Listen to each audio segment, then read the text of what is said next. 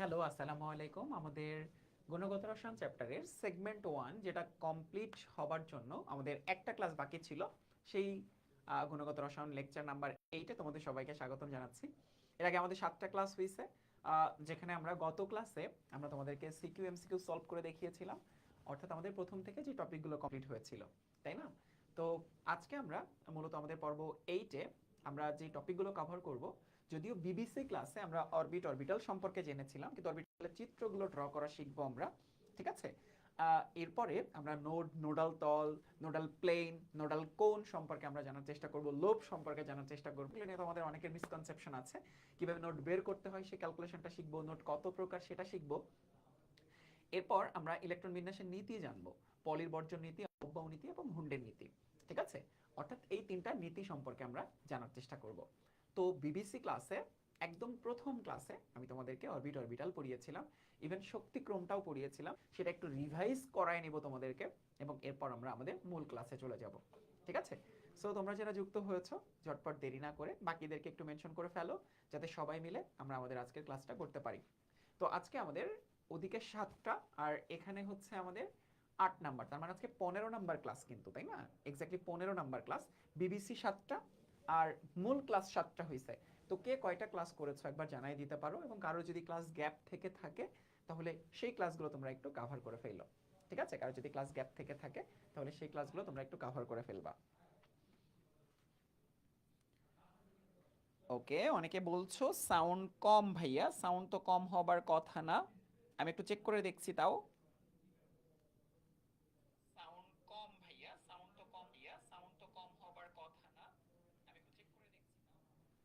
ওকে, sound কম বলছো, আমি একটু চেক করে নিচ্ছি। তো স্যার দেখো তো সাউন্ড কম কিনা।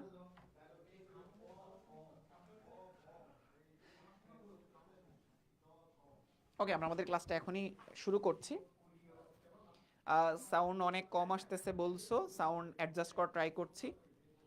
ওকে, যারা যুক্ত হচ্ছে বাকিদেরকে একবার একটু মেনশন করে দিতে পারো, যাতে আমরা আমাদের ক্লাসটা এখনই শুরু করতে পারি। বিবিসি 1 নাম্বার ক্লাস কে কে করেছো, যেখানে অরবিট অরবিটাল পড়িয়েছিলাম?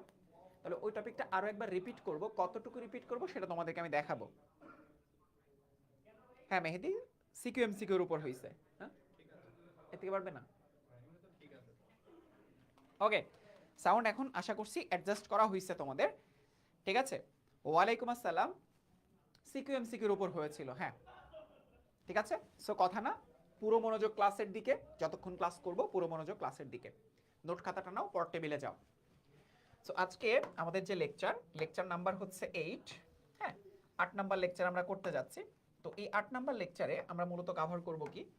আমরা মূলত কভার করব অনেকগুলো টপিক, ঠিক আছে? অনেকগুলো টপিক আমরা কভার করব, যার মধ্যে আমার প্রথমেই যেটা দরকার সেটা হচ্ছে আমরা বিবিসি 1 নাম্বার ক্লাসে কয়েকটা টপিক পড়েছিলাম, যার মধ্যে একটা ছিল অরবিট, অরবিটাল এবং অরবিটালের শক্তিক্রম। তো যারা ক্লাসটা করোনি, বিবিসি 1 নাম্বার ক্লাসটা করো, আমি এখানে স্লাইডটা রেখেছি যাতে তোমাদেরকে আমি রিভাইজ করাতে পারি, ঠিক আছে?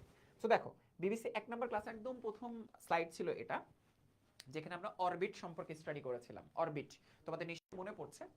তো অরবিট এর ডেফিনেশন কি ছিল? নিউক্লিয়াসকে কেন্দ্র করে যে বৃত্তাকার অঞ্চলগুলোতে ইলেকট্রন সমূহ ঘুরতে থাকে তাকে অরবিট বলা হয়। অর্থাৎ এই যে যে নিউক্লিয়াস দেখতে পাচ্ছ, এই নিউক্লিয়াসকে কেন্দ্র করে যে বৃত্তাকার অঞ্চলগুলোতে ইলেকট্রন সমূহ ক্রমাগত ঘুরতে থাকে, এই নিউক্লিয়াসকে কেন্দ্র করে বৃত্তাকার অঞ্চলগুলোতে ইলেকট্রন সমূহ যে ঘুরতে থাকে, এগুলো এক একটা হচ্ছে অরবিট।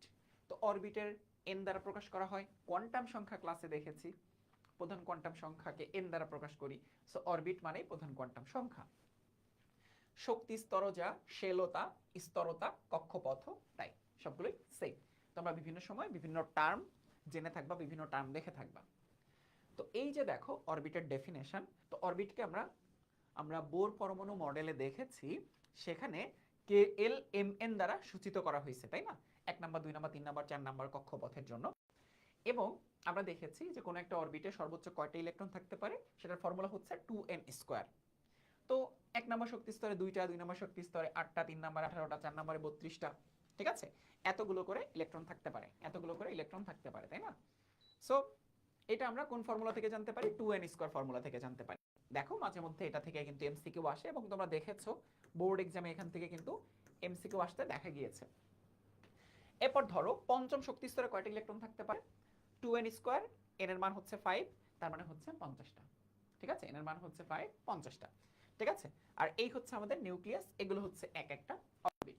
সো অরবিট সম্পর্কিত বেসিক আইডিয়া ছিল হচ্ছে এটা, যেটা আমরা বিবিসি 1 নাম্বার ক্লাসে তোমাদেরকে পড়িয়েছি, তাই না? ওকে, n এর মান হচ্ছে 5, তার মানে হচ্ছে 50টা। ঠিক আছে, n এর মান হচ্ছে 5, 50টা। ঠিক আছে, আর এই হচ্ছে আমাদের নিউক্লিয়াস, এগুলো হচ্ছে এক একটা আমি আরেকটু উপরে উঠাইলাম, এখন আশা করছি সাউন্ড ঠিক আছে। সাউন্ড প্রবলেম, কিচ্ছু শোনা যাচ্ছে না।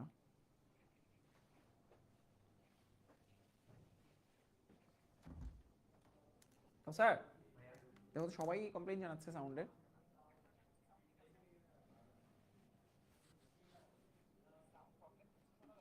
কিছু শুনি নাই বোঝায় তো দূরের কথা, সাউন্ড প্রবলেম কেন? ঠিক আছে তো, এখন কি শুনতে পাও সবাই? এখন কি ঠিক আছে কিনা দেখো তো সবাই।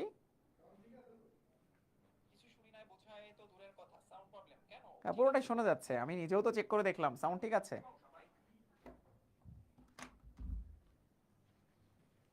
ওকে, আগের থেকে বেটার, ওকে একদম ঠিক আছে, এখন ঠিক আছে। জিসান লিখেছে ঠিক আছে, এখন ঠিক আছে। পোলা পানে একটা কমপ্লেইন পাইলেই হইছে। নাইস এন্ড অ্যাট্রাকটিভ লাগতেছে তাই না? হ্যাঁ, সাউন্ড এখন নাইস এন্ড অ্যাট্রাকটিভ হয়ে গেছে। ওকে, এখন ঠিক আছে, ফাইন। সবাই একটু খেয়াল করো, আমাদের অরবিট সম্পর্কে আমরা জানার চেষ্টা করছিলাম। তো অরবিট কি? অরবিট হচ্ছে নিউক্লিয়াসকে কেন্দ্র করে যে বৃত্তাকার অঞ্চলগুলোতে ইলেকট্রন সমূহ ক্রমাগত ঘুরতে থাকে, সেটা হচ্ছে অরবিট। এখানে আমরা অরবিটের ফিগার ড্র করেছি, এবং সেখান থেকে আমরা কে এল এম এন বলে যে 4টা অরবিট আমরা বোর পরমাণু মডেল থেকে জেনেছি, সেটার কোনোটাতে কয়টা করে ইলেকট্রন থাকতে পারে সেই ফর্মুলাটা হচ্ছে 2n স্কোয়ার। ঠিক আছে, 2n square. So 2n square থেকে আমরা জানতে পারি কোনো একটা অরবিটে কয়টা ইলেকট্রন থাকতে পারে। তোমরা আমাকে উত্তর দাও যে 6 নাম্বার কক্ষপথে 6 নাম্বার কক্ষপথে ইলেকট্রন থাকতে পারে কয়টা? 6 নাম্বার কক্ষপথে ইলেকট্রন কয়টা থাকতে পারে? তাহলে বুঝবো যে কনসেপ্টটা তোমরা ক্লিয়ার হয়ে গিয়েছো। তাহলে 2n স্কোয়ার 2 ইন্টু 6 স্কোয়ার 36, তার মানে হচ্ছে 72টা ইলেকট্রন থাকতে পারে 6, অর্থাৎ ষষ্ঠ কক্ষপথে বা 6th অরবিটে 72টা ইলেকট্রন থাকতে পারে। ঠিক আছে, ফাইন। তো এবার চলো, এটা গেল অরবিট।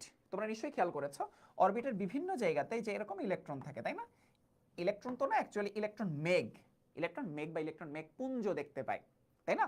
তো অরবিটালটা তাহলে আসলে কি? তো এবার খেয়াল করে দেখো অরবিটালটা আসলে কি।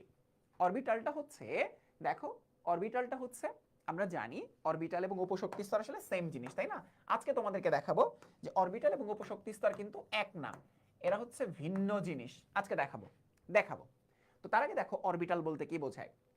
অরবিটের যে জায়গাগুলোতে ইলেকট্রন মেঘের ঘনত্ব সর্বাধিক বা ইলেকট্রন প্রাপ্তির সম্ভাবনা সব থেকে বেশি, অর্থাৎ কতটুকু শিওর যে ওখানে ইলেকট্রন থাকবে, 90 থেকে 95% বিশিষ্ট অঞ্চল, তাকে অরবিটাল বলা হয়ে থাকে। অর্থাৎ যেখানে ইলেকট্রন তো মেঘপুঞ্জ আকারে থাকে, তাই না? আমরা যেভাবে কাউন্ট করি ইলেকট্রন মেঘকে কাউন্ট করি আমরা, যে জায়গাগুলোতে ইলেকট্রন মেঘের ঘনত্ব সব থেকে বেশি বা ইলেকট্রন প্রাপ্তির সম্ভাবনা সব থেকে বেশি, সেটাকে আমরা বলি হচ্ছে অরবিটাল। তো উপশক্তি স্তর এবং অরবিটাল আমরা 9, 10 থেকে জেনে এসেছি সেম জিনিস। আজকে তোমাদেরকে জানাবো উপশক্তি স্তর এবং অরবিটাল আসলে সেম জিনিস না। হ্যাঁ, কোয়ান্টাম সংখ্যার মধ্যে বলেছিলাম না যে একটা অরবিটালে সর্বোচ্চ 2টা ইলেকট্রন থাকতে পারে, কিন্তু উপশক্তি স্তরে অসংখ্য ইলেকট্রন থাকতে পারে। এই লাইনটাই তোমাদেরকে আমি আজকে ক্লিয়ার করব। ওকে, অরবিটালে ইলেকট্রন ধারণ ক্ষমতা হচ্ছে 2 × 12 + 1। অরবিটাল কোনগুলো? এসপিডিএফ, যেখানে সহকারী কোয়ান্টাম সংখ্যার একটা চার্ট পড়িয়েছিলাম তোমাদেরকে। এল এর মান 0 এস, এল এর মান 1 পি, এল এর মান 2 ডি, এল এর মান 3 এফ। গত এমসিকিউ ক্লাসে এগুলো তোমরা দেখেছো, বিবিসি বেসিক বিল্ডিং ক্লাসে তোমাদেরকে দেখাইছি। এল হচ্ছে সহকারী কোয়ান্টাম সংখ্যার ক্লাসে তোমাদেরকে দেখিয়েছি। তো এস এ 2টা ইলেকট্রন, পিতে 6টা ইলেকট্রন, ডিতে 10টা ইলেকট্রন, এফে 14টা ইলেকট্রন। কিন্তু আমি বলছি অরবিটালে সর্বোচ্চ 2টা ইলেকট্রন থাকতে পারে। চার্টের মধ্যে দেখাইছিলাম 5 নাম্বার ক্লাসে। 5 নাম্বার কি 6 নাম্বার? হ্যাঁ, 5 নাম্বার আছে। তাহলে ওটা কোত্থেকে আসলো? তাই না?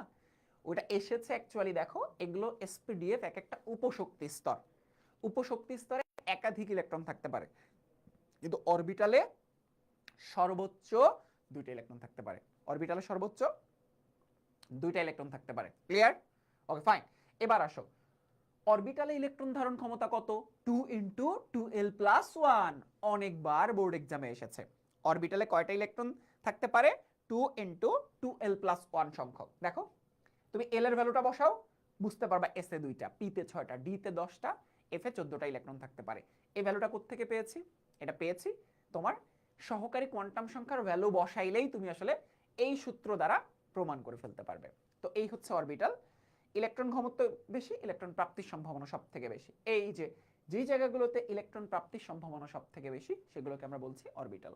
আজকে তোমাদেরকে শেখাবো অরবিটাল চিত্র কিভাবে আঁকতে হয়, আজকে শেখাবো অরবিটাল ও শক্তি স্তরের মধ্যে পার্থক্য কি, আজকে শেখাবো লোব কি, আজকে শেখাবো নোড, নোডাল তল, নোডাল প্লেন, সবকিছু শেখাবো। চলো এবার তোমাদেরকে শেখাবো যে অরবিটালে ইলেকট্রন কিভাবে থাকে। হ্যাঁ, আউটবাউনিতে এটা পরে আসছি, আপাতত অরবিটাল জানলাম। এবার আমরা একটা পার্থক্য জানবো, সেটা হচ্ছে পার্থক্যটা হচ্ছে আমরা জানবো হচ্ছে অরবিট, অরবিটাল আর উপশক্তি স্তর। এই তিনটার মধ্যে আমরা পার্থক্য জানবো। অরবিট, উপশক্তি স্তর, আর আরেকটা হচ্ছে অরবিটাল। মানে এটার ইংরেজি নাম হচ্ছে অরবিট বা শক্তি স্তর, এটা হচ্ছে সাব অরবিট বা উপশক্তি স্তর, আর এটার ইংরেজি হচ্ছে অরবিটাল। হ্যাঁ, আমি ইংরেজি নামগুলো তোমাদেরকে লিখে দিচ্ছি। এইটা হচ্ছে অরবিট, এটা হচ্ছে সাব অরবিট। হ্যাঁ, এইটা সাব অরবিট, আর এটা হচ্ছে অরবিটাল। হ্যাঁ, এটা হচ্ছে অরবিটাল, এটা হচ্ছে অরবিটাল। ঠিক আছে, আমরা এখন জানবো এদের মধ্যে পার্থক্য আসলে কি। হ্যাঁ, এই তিনটা জিনিস তো আলাদা আলাদা, তাই না? এই তিনটা জিনিস তো আলাদা আলাদা। তোমরা অনেকেই ভাবো যে এই তিনটা জিনিস মনে হয় সেম, কিন্তু না। দেখো, অরবিট বলতে বোঝায় এই যে কে, এল, এম, এন, তাই না? 1 নাম্বার, 2 নাম্বার, 3 নাম্বার, 4 নাম্বার। অর্থাৎ এই যে 1 2 3 4, 1 এস, 2s, 3p, এগুলোর এই নাম্বারগুলো হচ্ছে এক একটা অরবিট, যেটা তোমরা সবাই জানো এবং বেশ ভালো মতো জানো, তাই না? Okay fine. এবার আসো, এটা কোনো সমস্যা নাই, সবাই একটু ভালো মতো দেখো। উপশক্তি স্তর বা সাব অরবিট বলতে কি বোঝায়? উপশক্তি স্তর বা সাব অরবিট বলতে আসলে কি বোঝায়? সবাই একটু খেয়াল করো, উপশক্তি স্তর বা সাব অরবিট বলতে কি বোঝায়। দেখো, আমরা যখন কোয়ান্টাম সংখ্যা পড়েছি তখন দেখো এগুলো পড়েছি না? দেখো এই যে এস, পি, ডি, এফ, এগুলো হচ্ছে এক একটা উপশক্তি স্তর। আজ থেকে এটা জানবা যে উপশক্তি স্তর এবং অরবিটালকে একই জিনিস ধরে ক্যালকুলেশন করা হয়, কিন্তু এদের মধ্যে পার্থক্য যদি কখনো তোমার জানতে চাওয়া হয় তাহলে এইটা হচ্ছে কনসেপ্ট। এসপিডিএফ হচ্ছে অ্যাকচুয়ালি উপশক্তি স্তর। কিভাবে দেখো, দেখো এই যে 2s, 3p, 3d, 5f, এগুলো হচ্ছে এক একটা উপশক্তি স্তর। কেন?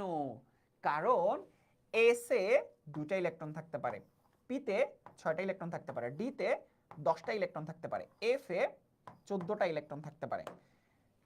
তাইলে আমরা যে বলছি, আমরা কি লাইন বলি? আমরা বলি যে কোনো একটা অরবিটালে সর্বোচ্চ, আমরা একটা লাইন বলি, দেখো অরবিটালে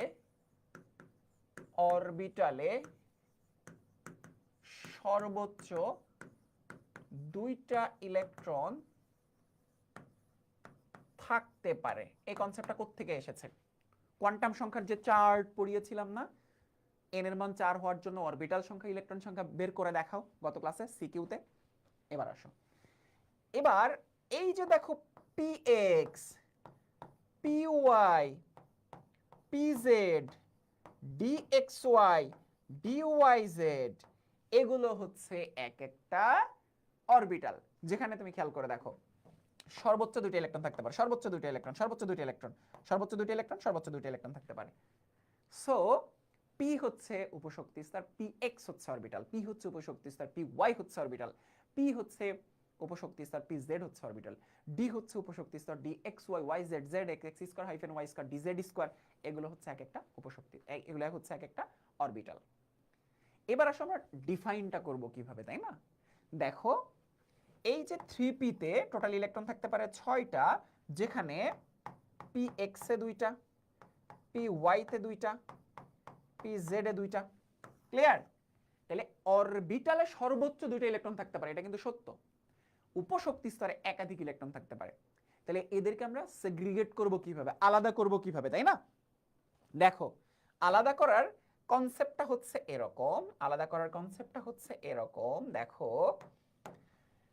অরবিট মানে সেখানে শুধু এন এর ভ্যালু পাওয়া যাবে বা প্রধান কোয়ান্টাম সংখ্যার মান জানা যাবে 1 2 3 4। উপশক্তি স্তর যেখানে আমরা প্রধান কোয়ান্টাম সংখ্যা এবং সহকারী কোয়ান্টাম সংখ্যার ভ্যালু জানতে পারবো।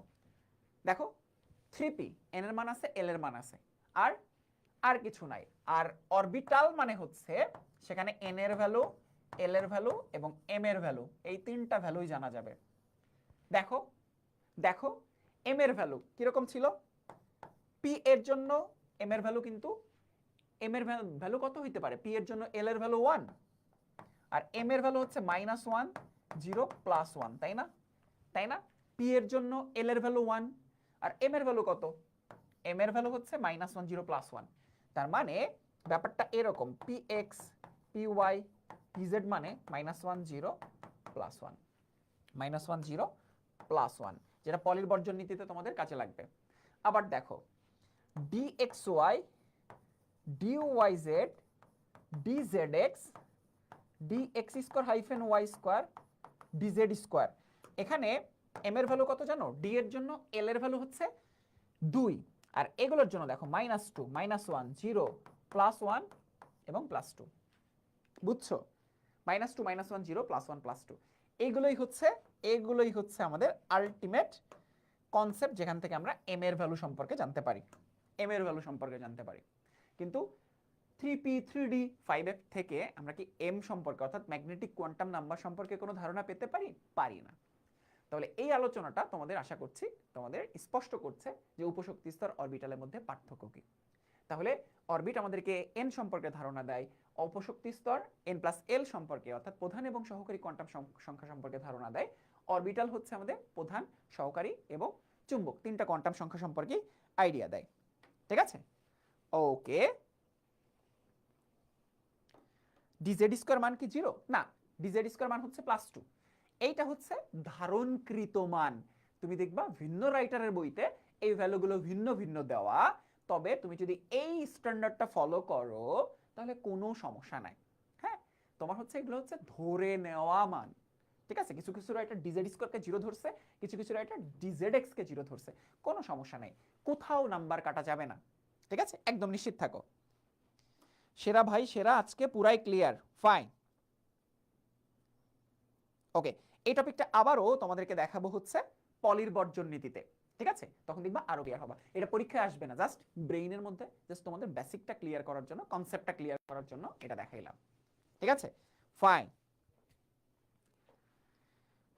ওকে, ফাইন ফাইন, বুঝেছো বুঝেছো, আশা করছি তোমাদের এটা বোঝার কথা। ওকে ফাইন, এবার আসো, এবার আমরা অরবিটাল চিত্রে যাব। ঠিক আছে? অরবিটাল চিত্রে যাব। প্রথমে আমরা এস অরবিটালে যাব। এস অরবিটাল, এস অরবিটাল আমরা ড্র করা শিখবো এখন। ঠিক আছে? এস অরবিটাল, এস অরবিটালের আকৃতি হচ্ছে গোলাকার, এস অরবিটালের আকৃতি হচ্ছে গোলাকার। হ্যাঁ, গোলাকার। আমরা ত্রিমাত্রিক আকার ট্রাই করব। এস অরবিটালের আকৃতি হচ্ছে গোলাকার। ধরো এই হচ্ছে আমার এস অরবিটাল, এই হচ্ছে আমার এস অরবিটাল।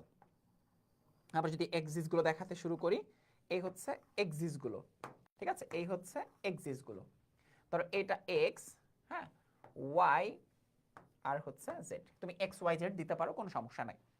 ঠিক আছে? এটা তো 90 ডিগ্রি অ্যাঙ্গেল, একটা একটা অভিলম্ব বরাবর, তাই না? সো তুমি এক্স ওয়াই জেড দিতে পারো, এক্স ওয়াই জেড এভাবে দিতে পারো, কোনো সমস্যা নেই। ত্রিমাত্রিক স্থানাঙ্ক ব্যবস্থা। এস অরবিটাল হচ্ছে গোলাকার, এমসিকিউতে কিন্তু আসবে, সো পরীক্ষায় আসলে এভাবে ড্র করে দিতে পারো। ফাইন। আমরা দেখব P orbital. P orbital. P অরবিটালের আকৃতি কি? পি অরবিটালের আকৃতি হচ্ছে ডাম্বেল আকৃতির। হ্যাঁ,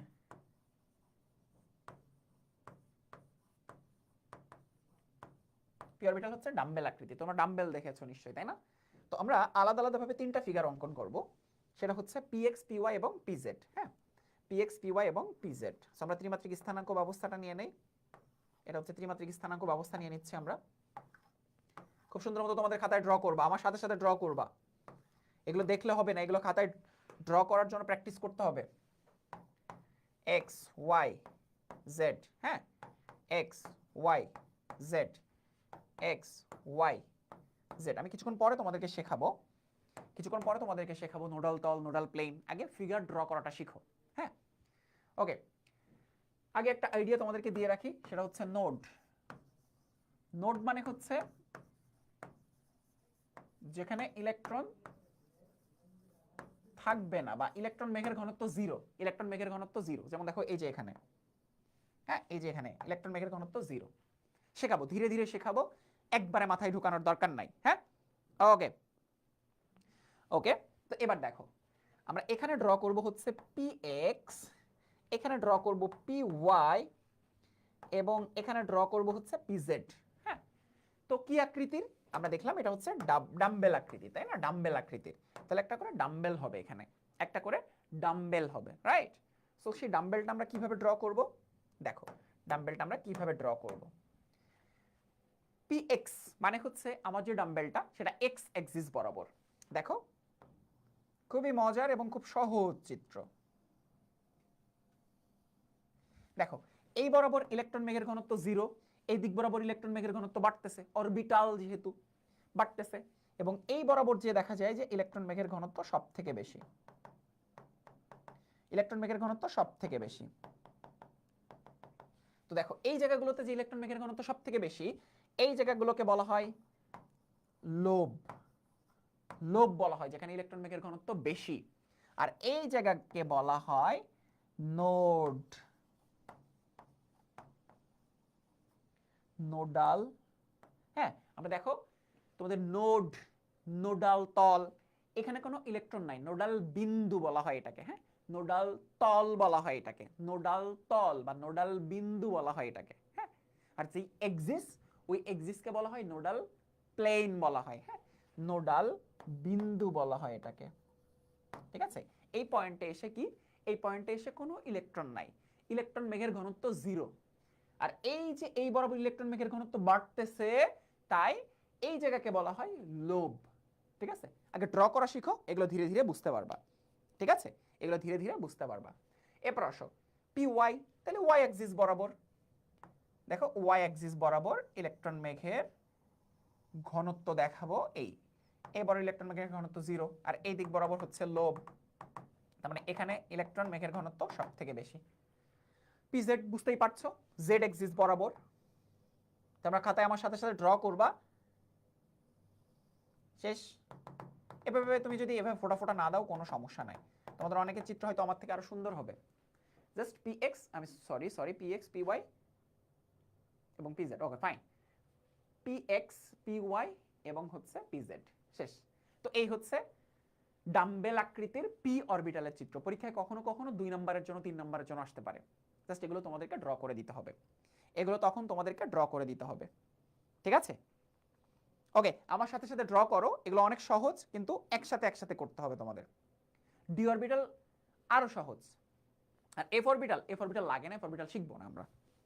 ঠিক আছে? ওকে, ফাইন।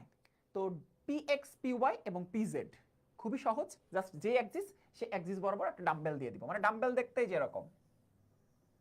জাস্ট এইটাই, এক্স, পি এক্স এর সময় এক্স অ্যাক্সিস বরাবর, পি ওয়াই এর সময় ওয়াই অ্যাক্সিস বরাবর, জেড, জেড এর সময় জেড অ্যাক্সিস বরাবর। এটাই হচ্ছে টেকনিক। শেষ। ওকে, এইবার আসো পরেরটাতে যাব আমরা। ফাইন। এবার আমরা ডি অরবিটাল আঁকবো। ঠিক আছে? এবার আমরা কি আঁকবো? ডি অরবিটাল আঁকবো। আমার সাথে সাথে সবাইকে ড্র করতে হবে ডি অরবিটাল। ডি অরবিটাল এর আকৃতি কি? এর আকৃতি হচ্ছে ডাবল ডাম্বেল আকৃতির।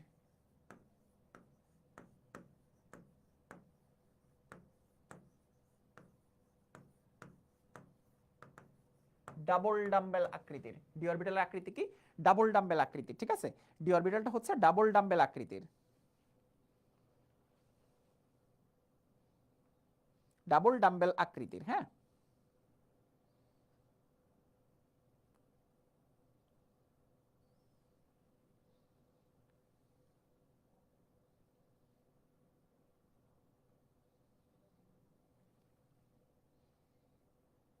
ওকে, ডাবল ডাম্বেল আকৃতির। আশা করছি তোমরা বুঝতে পেরেছো। ওকে, এবার আসো আমরা ফিগারগুলো ড্র করব। সবাই খুব ভালো মতো খেয়াল করবা, ঠিক আছে? আমি পাঁচটা, যেহেতু X Y Y Z, Z X X square hyphen Y square Z square, আমি সবগুলো পাশাপাশি পাশাপাশি আকার ট্রাই করব। এই জন্য আগে এক্সিসগুলো দেখাই দিই তোমাদের। আমার সাথে সাথে খাতায় ড্র করবা। আগে সবাই এক্সিসগুলো দেখায় নাও, পাঁচটা। হ্যাঁ, কারণ ডি উপশক্তি স্তরের অরবিটাল হচ্ছে পাঁচটা। আমার সাথে সাথে ট্রাই করবা সবাই।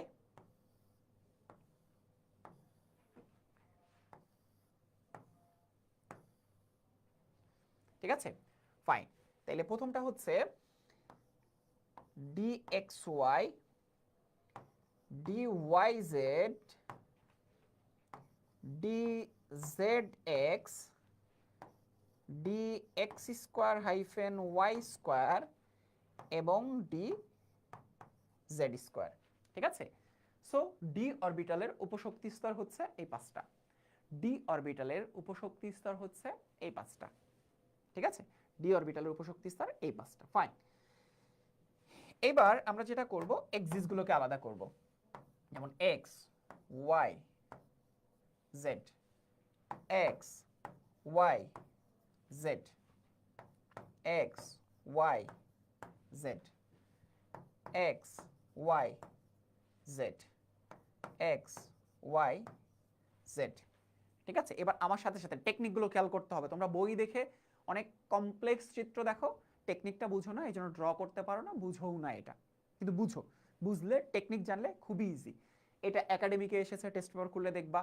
ঢাকা বিশ্ববিদ্যালয় ভর্তি পরীক্ষায় 22-23 সেশনে আসছে, বুঝো। এটা ঢাকা বিশ্ববিদ্যালয় ভর্তি পরীক্ষায় রিটেন টেস্টে আসছে, রিটেন টেস্টে আসছে, বুঝো। অনেক ইম্পর্টেন্ট, এটা অনেক ইম্পর্টেন্ট। একটু ভালো মতো দেখো, আমার সাথে সাথে ড্র করো, দেখো তোমরা পারবা। হ্যাঁ, আমার সাথে সাথে ড্র করো, পারবা। ঠিক আছে, এসটা আরেকবার দেখেন, এস হচ্ছে জাস্ট হচ্ছে গোলাকার, আর কিচ্ছু না। হ্যাঁ, ওকে, এবার আসো। তোমরা মাথায় রাখবা ডাবল ডাম্বেল না, তার মানে ডাম্বেল কয়টা হবে? এরকম ডাম্বেল হচ্ছে দুইটা হবে, এরকম ডাম্বেল দুইটা হবে। ডাবল ডাম্বেল বলেছে এখানে, দেখতেই পাচ্ছ, ডাবল ডাম্বেল, তাই না? ডাবল ডাম্বেল, তার মানে ডাম্বেল কয়টা হবে? ডাম্বেল হবে দুইটা। ভালো মতো খেয়াল করো। এক্স ওয়াই, তোমরা যেটা করবা, টেকনিকটা মনে রাখবা। এক্স ওয়াই তার মানে হচ্ছে, এক্স ওয়াই মানে হচ্ছে এক্স আর ওয়াই এর মাঝখান বরাবর একটা ডাম্বেল। আমি টেকনিকটা আগে দেখাই, পরে কনসেপ্ট বুঝাচ্ছি। এক্স আর ওয়াই এক্সিসের মাঝখান বরাবর একটা ডাম্বেল, এক্স আর ওয়াই এক্সিসের মাঝখান বরাবর একটা ডাম্বেল। আগে দেখাই দেই এটা,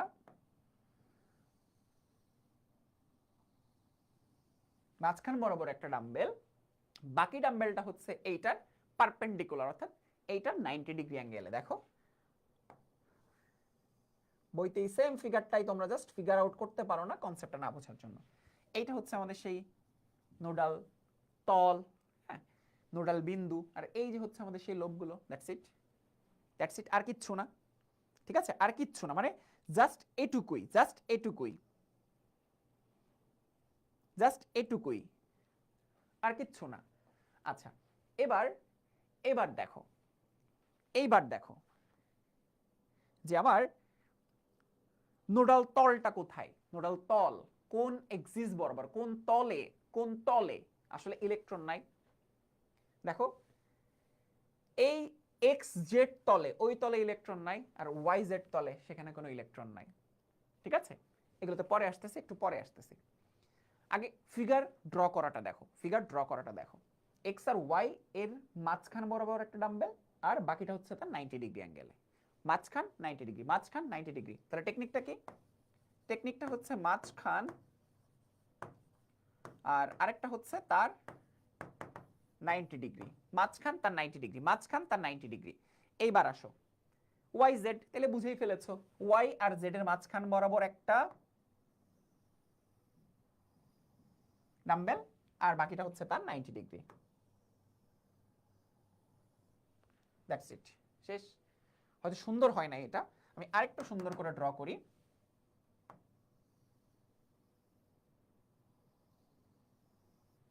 মাঝখান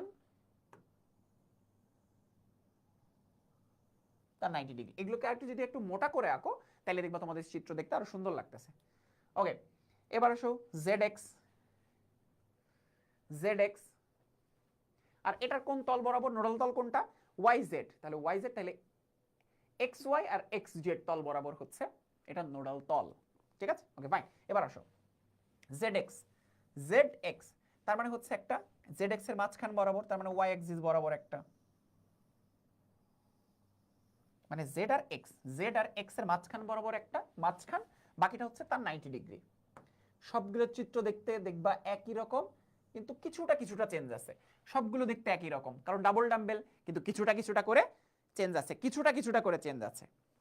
ওকে, পুরো ডাম্বেলটাই কি লোভ? না, এই যে এই অংশটুকু লোভ, আর এইটুকু হচ্ছে নোড, নোডাল তল, নোডাল বিন্দু।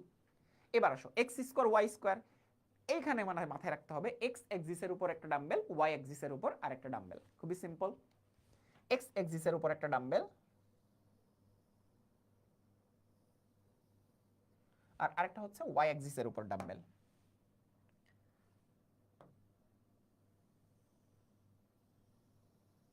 এক্স এক্সিসের উপর একটা ডাম্বেল, ওয়াই এক্সিসের উপর আরেকটা ডাম্বেল।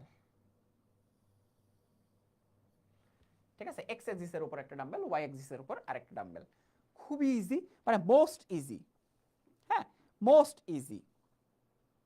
নোডাল তল সাদিকা পারভিন আর একটু পরে বুঝাচ্ছি। হ্যাঁ, নোডাল তল সাদিয়া পারভিন আর একটু পরে বুঝাচ্ছি। হ্যাঁ,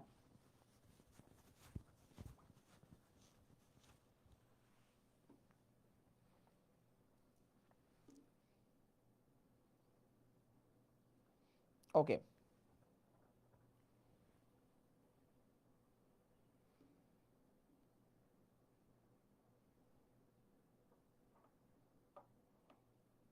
ওকে, হ্যাঁ একটু পরে বুঝাচ্ছি। আচ্ছা এবার আসো জেড স্কোয়ার, এটার ফিগার একটু ডিফারেন্ট, এটার ফিগার একটু ডিফারেন্ট। জেড এক্সিসের উপর একটা ডাম্বেল, বাকি অংশটুকু হচ্ছে একটা রিং আকৃতির। হ্যাঁ, বাকি অংশটুকু হচ্ছে ইলেকট্রন মেঘের ঘনত্ব এখানে সর্বাধিক, একটা রিং আকৃতির আমরা এরকম হাই ডেনসিটি ইলেকট্রনের হাই ইলেকট্রনের একটা ডেনসিটি দেখতে পাই আমরা এখানে। এটাকে আমরা কি বলি?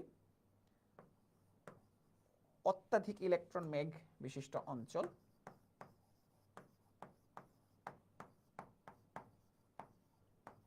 অত্যাধিক ইলেকট্রন মেঘ বিশিষ্ট রিং। হ্যাঁ, এটাকে বলা হয় নোডাল কোন বলা হয় এটাকে। হ্যাঁ, এটাকে আমরা বলি নোডাল কোন বলি, কোন। হ্যাঁ, এটাকে আমরা বলি নোডাল কোন বলি এখানে। হ্যাঁ, নোডাল কোন বলি, এখানে কোনো নোডাল তল নাই, নোডাল তল নাই এখানে। আচ্ছা নোডাল তলে আসতেছি, আগে ফিগারটা ভালো মতো বুঝো। নোড, নোডাল তল সব কিছুতে যাচ্ছি। হ্যাঁ, সব কিছুতে যাচ্ছি।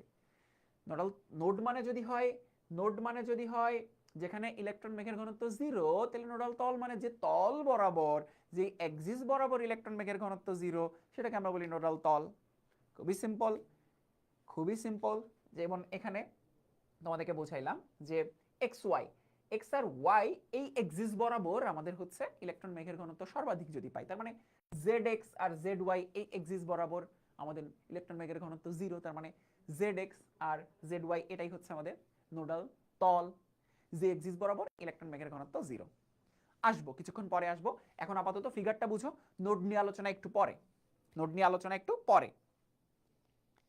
Okay fine.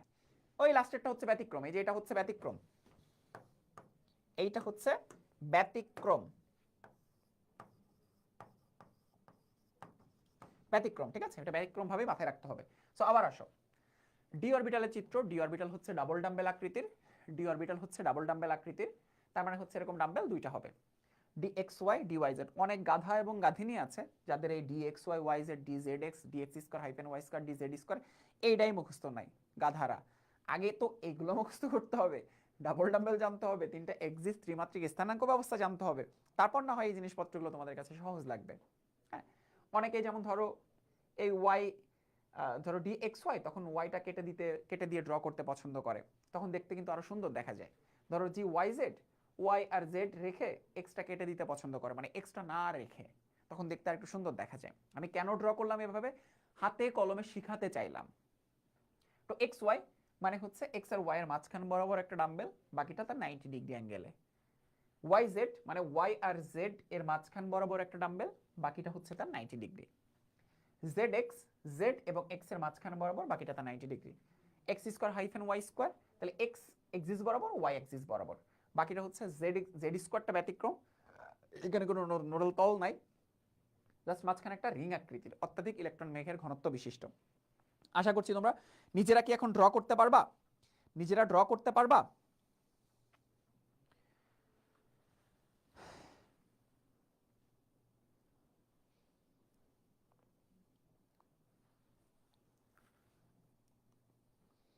ওকে, তো এবার আসো নোড বলতে আমরা কি বুঝাইলাম। আচ্ছা, নোড বলতে যেটা বুঝাইলাম কিছুক্ষণ পরে আবার আসতেছি, নোডের আলোচনা এখন না, নোডের আলোচনা একটু পরে, নোডের আলোচনা আমি এখন করব না, ঠিক আছে? নোডের আলোচনা আরো পরে করব, নোডের আলোচনা এখন না, ঠিক আছে? নোডের আলোচনা এখন না।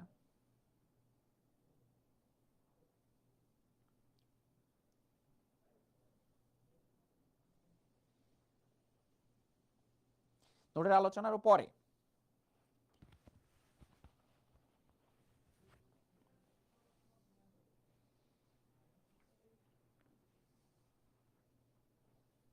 ওকে, তো এই গেল আমাদের অরবিটাল চিত্র। আমরা আবার একটা রিভিউ করি। এস অরবিটাল গোলাকার, পি অরবিটাল ডাম্বেল আকৃতির, ডি অরবিটাল ডাবল ডাম্বেল আকৃতির, এবং এফ অরবিটাল আমাদের প্রয়োজন নাই।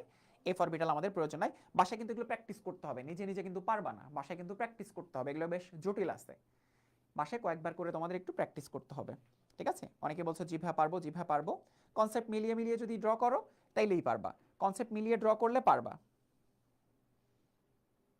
ঠিক আছে? যদি কনসেপ্ট মিলিয়ে ড্র করো তাইলে পারবা, ঠিক আছে? অন্যথায় কিন্তু পারবা না, অন্যথায় কিন্তু পারবা না, ঠিক আছে? তো এইবার আসো, এইবার আলোচনা হচ্ছে নোড, নোডাল তল, নোডাল প্লেন, নোডাল কোণ, ঠিক আছে? আগে আলোচনাটা শুরু হোক নোড দিয়ে। নোড, হ্যাঁ নোড, নোড, নোডের ডেফিনেশনটা কি?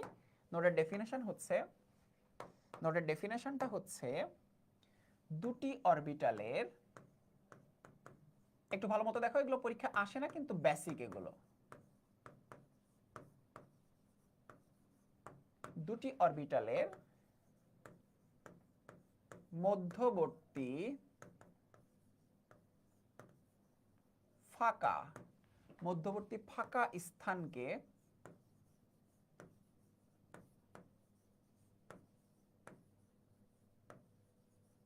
নোড বলে, দুটি অরবিটালের মধ্যবর্তী ফাঁকা স্থানকে নোড বলে, ঠিক আছে? অথবা যেখানে ইলেকট্রন মেঘের ঘনত্ব শূন্য, তাকে নোড বলে, তাকে নোড বলে। এবার আমরা যেমন নোডের ক্লাসিফিকেশনে, আশা করছি তোমরা বুঝতে পেরেছো, যেমন এই ফিগারগুলোতে এই যে নোড, এখানে ইলেকট্রন মেঘের ঘনত্ব 0, এখানে ইলেকট্রন মেঘের ঘনত্ব 0, এখানে ইলেকট্রন মেঘের ঘনত্ব 0, এখানে ইলেকট্রন মেঘের ঘনত্ব 0, যেখানে ইলেকট্রন মেঘের ঘনত্ব 0 বা ইলেকট্রন প্রাপ্তির সম্ভাবনা 0, সেই জায়গাকে আমরা বলি হচ্ছে নোড, ঠিক আছে? সেই জায়গাগুলোকে আমরা বলি হচ্ছে নোড। হ্যাঁ, ওকে, তো এবার নোড কত প্রকার? হ্যাঁ, নোড কত প্রকার এটা একটু ভালো মতো তোমাদের দেখতে হবে। এবার আসবো হচ্ছে নোড কত প্রকার, নোড কত প্রকার, নোড কত প্রকার। এক হচ্ছে রেডিয়াল বা স্ফেরিক্যাল বা গোলাকার, এক, আর অপরটা হচ্ছে অ্যাঙ্গুলার বা ঘূর্ণন নোড।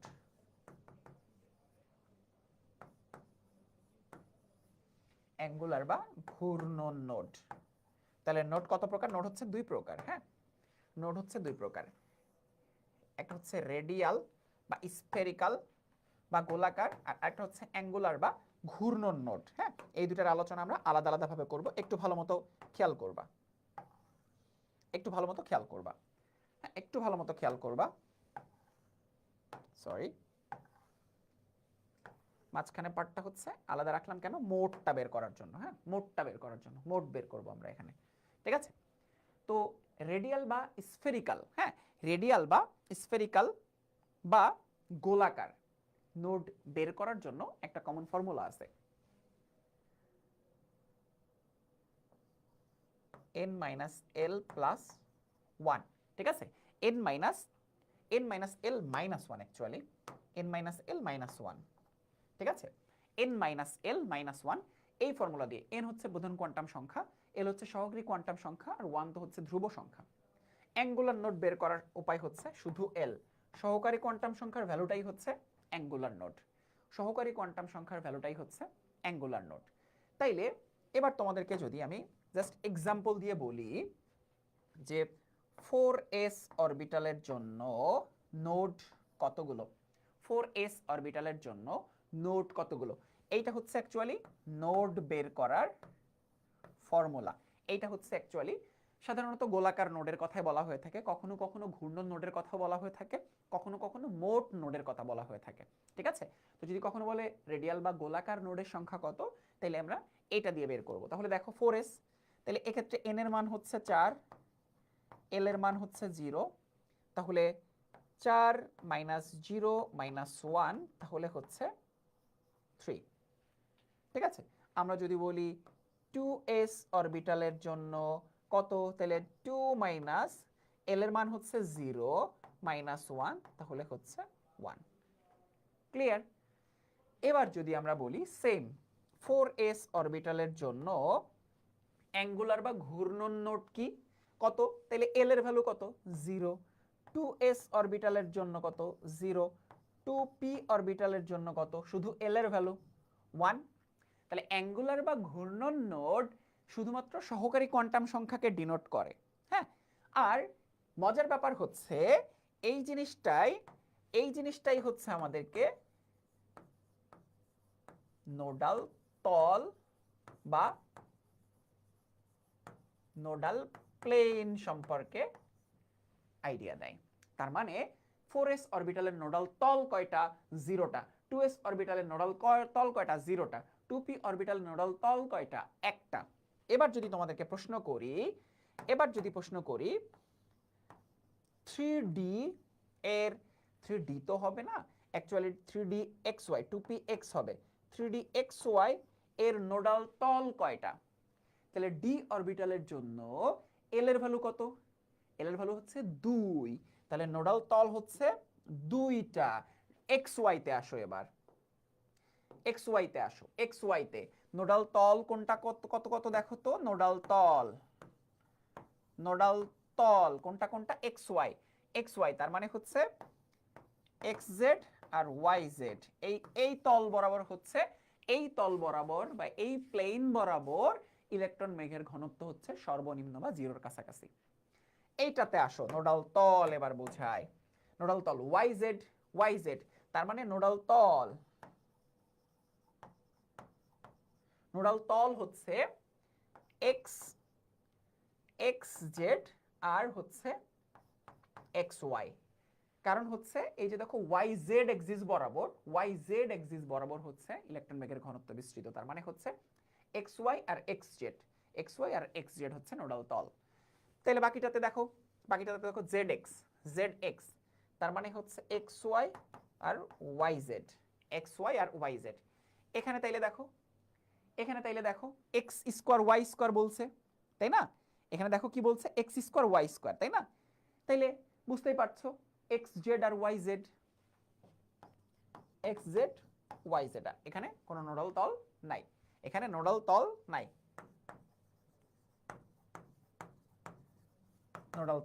That's it. আবার ওই পয়েন্টে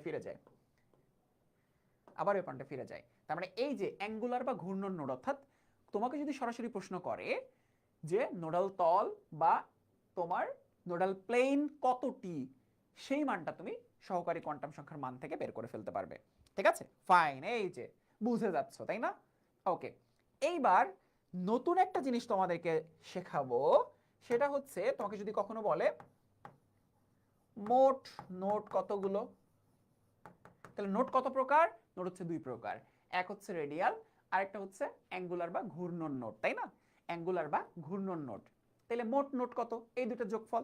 তাহলে এই সূত্র আর ওই সূত্রের যোগফল, তাহলে N minus L minus one আর প্লাস এল, এই যে প্লাস এল, তাহলে এল এল কাটাকাটি হয়ে গেল, এন মাইনাস ওয়ান। এই ফর্মুলা দিয়ে আমরা মোট নোট বের করে ফেলতে পারি, তাই না? n-1 দিয়ে মোট নোট বের করে ফেলতে পারি। এবার তাহলে আমার প্রশ্ন, 4s অরবিটালে মোট নোট কয়টা? 4 মাইনাস 1, তাহলে হচ্ছে 3টা। এবার তোমরা বলো 5s অরবিটালে মোট নোট কয়টা? 5s অরবিটালে মোট নোট কয়টা? দেখি তো তোমরা কে কে উত্তর করতে পারো। 5s অরবিটালে মোট নোট কয়টা? 5s অরবিটালে মোট নোট কয়টা?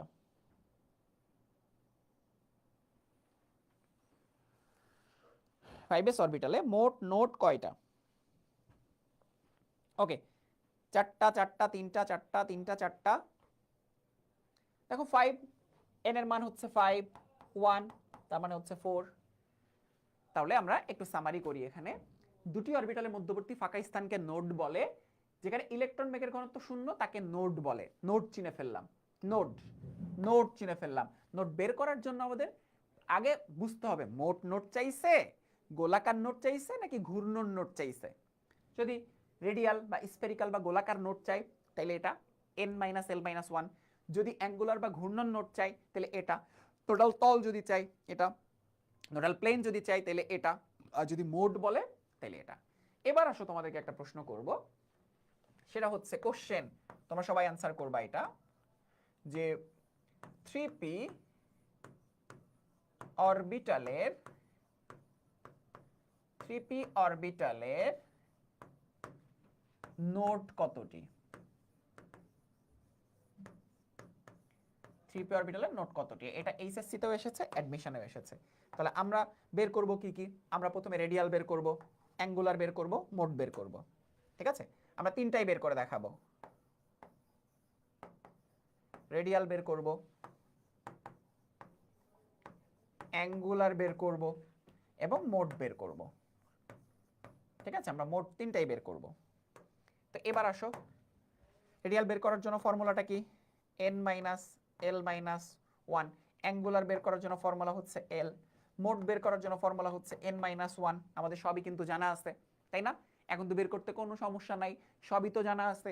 তাহলে দেখো, এই যে দেখো n 3p অরবিটাল, তাইলে 3p এর জন্য 1 -1, কারণ p এর জন্য sp 1 1, তাহলে হচ্ছে এখানে আসতেছে 1।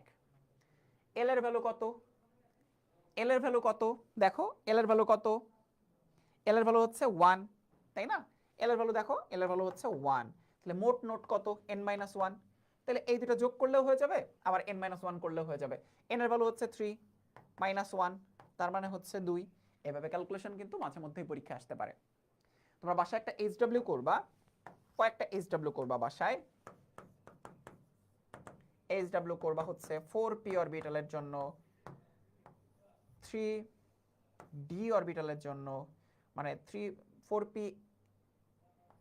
x এর জন্য, 3d xy এর জন্য, 3 করবা হচ্ছে 7s এর জন্য, 4 করবা হচ্ছে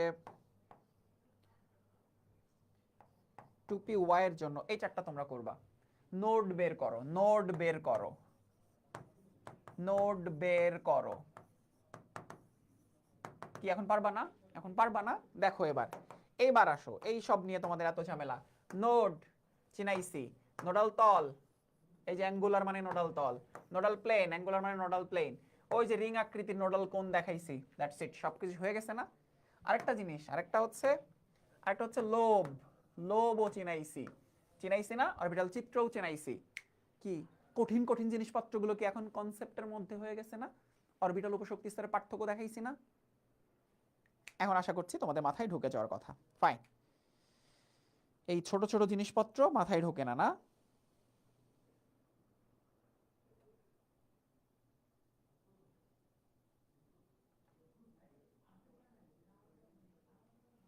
ওকে ফাইন, এখন বলো ক্লিয়ার করতে পেরেছি কিনা তোমাদেরকে। এরপর ইলেকট্রন বিন্যাসের নীতিতে যাব, আরো টপিক বাকি আছে ভাই। এখন বলো ক্লিয়ার হইছো কিনা তোমরা, এখন আমাকে বলো ক্লিয়ার হইছো কিনা। ফর্মুলাগুলো কিন্তু মাথায় রাখতে হবে, না হইলে কিন্তু সব গুলাই ফেলবা, ফর্মুলা মাথায় রাখতে হবে। আচ্ছা ডিএল নোডাল তলটা দেখাচ্ছি ভাই আরেকবার। নোডাল তল, নোডাল তল কি, নোডাল তল দেখো, নোডাল তল মানে হচ্ছে এল এর ভ্যালু, ঠিক আছে? জাস্ট এভাবে মনে রাখবা, এক্স আর ওয়াই। তুমি তো এখানে 2D ফিগার দেখছো তাই না, এখানে তো 2D ফিগার দেখছো, 3D ফিগার তো দেখতে পাচ্ছ না। এক্স ওয়াই মানে হচ্ছে কোন এক্সিসটা নাই, জেড নাই, তাহলে জেড এক্স আর জেড ওয়াই, এটাকে কমন ধরে জেড এক্স এবং জেড ওয়াই, এই তল বরাবর ইলেকট্রন বেগের ঘনত্ব 0। এটা তো 2D ফিগার দেখছো তাই না? দেখো জেড এক্সিসে কোনো কাজ আছে, কাজ আছে, দেখো তো। আবার এখানে দেখো Y Z, Y Z X এক্সিসে কোনো কাজ আছে, দেখো এক্স এক্সিস পুরোটা ফাঁকা না, এটা মুছে দিতে পারো।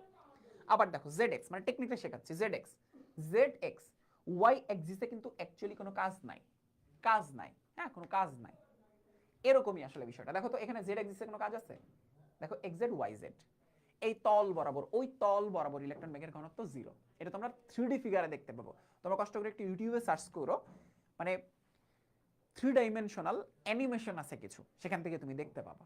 ঠিক আছে, কনসেপ্টটা হচ্ছে যেই তল বরাবর, যেই এক্সিস বরাবর ইলেকট্রন বেগের ঘনত্ব 0 বা 0-এর কাছাকাছি, ঠিক আছে, ঠিক নোডের মতো। ওকে ওকে, আশা করছি এখন তোমরা বুঝতে পেরেছো। নোডাল তল বের করবো কেমনে, তোমরা প্রশ্ন করতে পারো ভাই নোডাল তল বের করবো কেমনে। এই যে নোডাল তল, জাস্ট এল এর ভ্যালুটাই নোডাল তল, আর কিছু না। ঠিক আছে, আশা করছি তোমরা, এফ লাগবে না আমাদের, বাসায় কিন্তু এগুলো প্র্যাকটিস করতে হবে, একলা একলা কিন্তু এগুলো করে ফেলতে পারবা না, হ্যাঁ প্র্যাকটিস করতে হবে। ঠিক আছে, সো এবার আমরা চলে যাব হচ্ছে ইলেকট্রন বিন্যাসের নীতিতে। ঠিক আছে, ইলেকট্রন বিন্যাসের নীতি, ইলেকট্রন বিন্যাসের নীতি হচ্ছে 3টা টোটাল। ইলেকট্রন বিন্যাসের নীতি হচ্ছে টোটাল 3টা, এক হচ্ছে পলির বর্জন নীতি, এক হচ্ছে আউবাউ নীতি, আর একটা হচ্ছে হুন্ডের নীতি। সো আমরা প্রথমেই দেখব পলির বর্জন নীতি। ঠিক আছে, আমরা প্রথমে দেখব হচ্ছে পলির বর্জন নীতি, এরপর আউবাউ নীতি, তারপর হুন্ডের নীতি। সো প্রথমে আসতেছে হচ্ছে পলির বর্জন নীতি, বিজ্ঞানী পাউলি, হ্যাঁ পাউলি, পলির বর্জন নীতি, পাউলির বর্জন নীতি। আচ্ছা, তোমাদের যাদের যাদের বাংলা লিঙ্ক, তোমাদের যাদের যাদের বাংলা লিঙ্ক সিম আছে, তোমরা কিভাবে কিভাবে বাংলা লিঙ্ক সিমে তোমরা তোমাদের ব্যালেন্স চেক করো, কিভাবে বাংলা লিঙ্ক সিমে ব্যালেন্স চেক করো কিভাবে, *1 2 4 হ্যাশ, এটা দিয়ে চেক করো, রাইট? তাহলে 1 ফর একটি মৌলের, একটি পরমাণুর, 2 ফর দুটি ইলেকট্রন এর, একটি পরমাণুর দুটি ইলেকট্রনের 4টি কোয়ান্টাম সংখ্যা, কোয়ান্টাম সংখ্যা পড়িয়েছি না, 4টি কোয়ান্টাম সংখ্যার মান, 4টি কোয়ান্টাম সংখ্যার মান, 4টি কোয়ান্টাম সংখ্যার মান কখনো একই হতে পারবে না। প্রথম 3টা ভিন্ন হলেও চতুর্থটা ভিন্ন হবে, প্রথম 3টে একই হলেও চতুর্থটা ভিন্ন হবে। একটি পরমাণুর দুটি ইলেকট্রনের 4টি কোয়ান্টাম সংখ্যার মান কখনো একই রূপ হতে পারবে না, প্রথম 3টে একই হলেও চতুর্থটা ভিন্ন হবে। ঠিক আছে, এই হচ্ছে পলির বর্জন নীতি বলা হয়। 4টি কোয়ান্টাম সংখ্যা কোনটা কোনটা, প্রধান কোয়ান্টাম সংখ্যা, সহকারী কোয়ান্টাম সংখ্যা, চুম্বক কোয়ান্টাম সংখ্যা এবং ঘূর্ণন কোয়ান্টাম সংখ্যা, এনএল এমএস দ্বারা যেটাকে আমি সূচিত করেছি। এক্সাম্পল দিলে বুঝতে পারবা যে আসলে ব্যাপারটা কি। প্রশ্ন করলাম তোমাদেরকে, প্রশ্ন করলাম অক্সিজেন এর সপ্তম ও অষ্টম ইলেকট্রন দুটির জন্য পলির বর্জন নীতি দেখাও।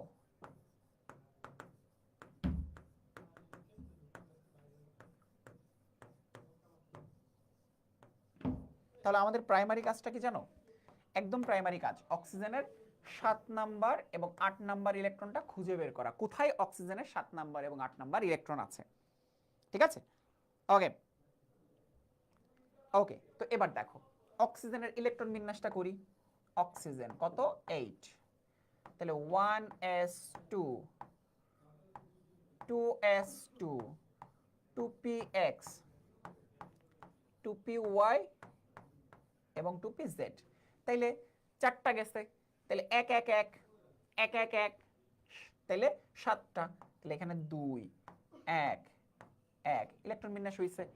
এবার আমাদের কাজ হচ্ছে নাম্বারিং করা। নাম্বারিংটা কি? 1 নাম্বার এবং 2 নাম্বার ইলেকট্রন 1s2 এর মধ্যে আছে। 3 নাম্বার এবং 4 নাম্বার ইলেকট্রন 2s2 এর মধ্যে আছে। 5 নাম্বার ইলেকট্রন কোথায় আছে? এখানে। এখানে তো দুটো ইলেকট্রন আছে। 6 নাম্বার ইলেকট্রনটা কোথায়? দেখছো ইলেকট্রন কিন্তু px এ 1, py তে 1, pz এ 1, এভাবে যাওয়ার পরে ইলেকট্রন বিন্যাসে কিন্তু প্রথম ক্লাস নিয়েছিলাম তোমাদের বিবিসি 1। এরপর যখন 8টা ইলেকট্রন তখন কিন্তু আবার এখান থেকে শুরু। তাহলে 5 6 7 8 নাম্বার ইলেকট্রন কিন্তু আবার px এর মধ্যে। এই জন্য নাম্বারিংটা কিন্তু খুব ইম্পর্টেন্ট। নাম্বারিংটা কিন্তু খুব ইম্পর্টেন্ট। ইলেকট্রন প্রথম কি বেজোড় অবস্থায় যায়, হুন্ডের নীতিতে কিন্তু এটাই বলা আছে, আমি শেখাবো তোমাদের। হুন্ডের নীতিতে এটাই বলা আছে, 1 1 1 করে যায়, 1 1 1 করে যায়। ঠিক আছে, 1 1 1 করে যায়।